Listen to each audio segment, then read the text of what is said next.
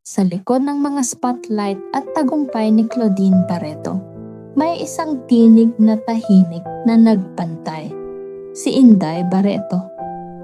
Sa isang matapang na panayam kasama si Ogie Diaz, nagbukas si Inday ng kwento na hindi basta-basta naririnig.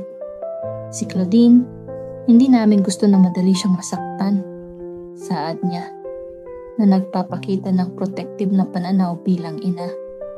Sa kabila ng ingay ng showbiz, sinabi niyang nakita niya ang ilang mga bagay na hindi ipinapakita sa harap ng kamera.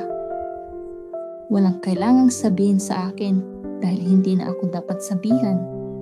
Ani Inday, sa tanong ni Ogie tungkol sa umano'y pang-abuso laban kay Claudine.